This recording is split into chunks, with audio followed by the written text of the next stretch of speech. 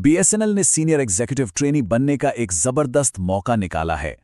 तो आज हम 2026 की इसी सीधी भर्ती की पूरी डिटेल में बात करेंगे ताकि ये समझने में आसानी हो कि क्या ये करियर के लिए सही कदम है। तो चलिए सीधे मुद्दे पर आते हैं।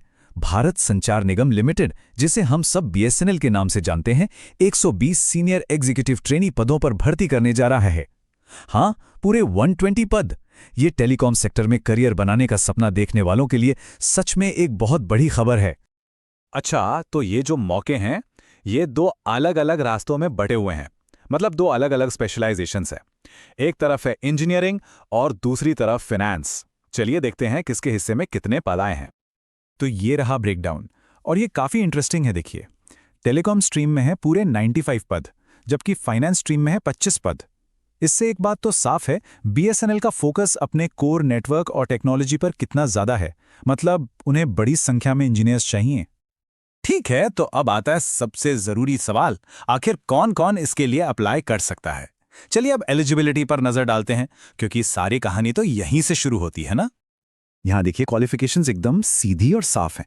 अगर टेलीकॉम स्ट्रीम की बात करें तो electronics, telecom, CS, IT, electrical या इंस्ट्रूमेंटेशन में बी या बीटेक होना चाहिए, वो भी 60% मार्क्स के साथ।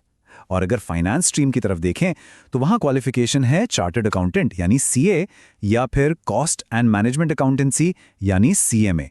तो बहुत ही स्पेसिफिक क्वालिफिकेशन मांगी गई है।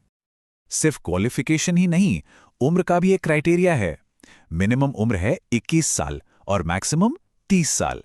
ये तारीख 7 मार्च 2026 के हिसाब से देखी जाएगी।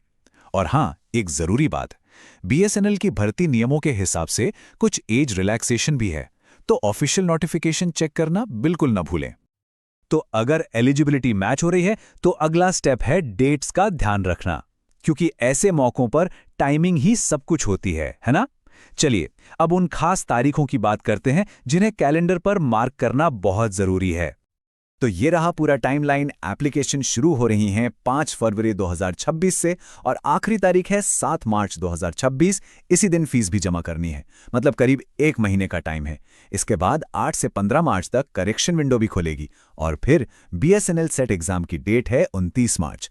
तो सारी डेट्स बिल्कुल लाइन से हैं, तैयारी का प्लान बनाने के लिए एकदम परफेक्ट।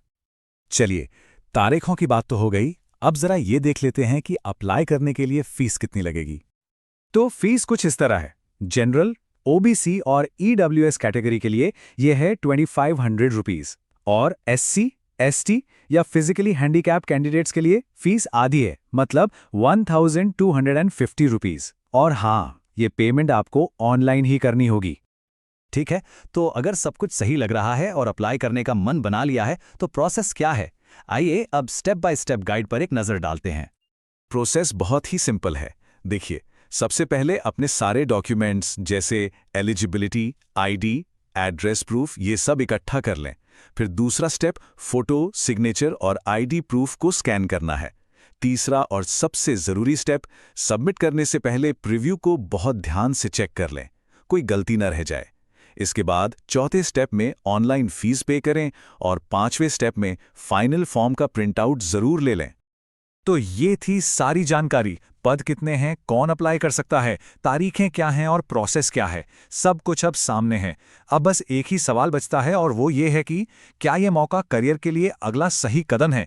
ये फैसला तो अब आपको ही लेना है। हमारे चैनल को सपोर्ट करने और वीडियो के अंत तक बने रहने के लिए आपका बहुत बहुत धन्यवाद।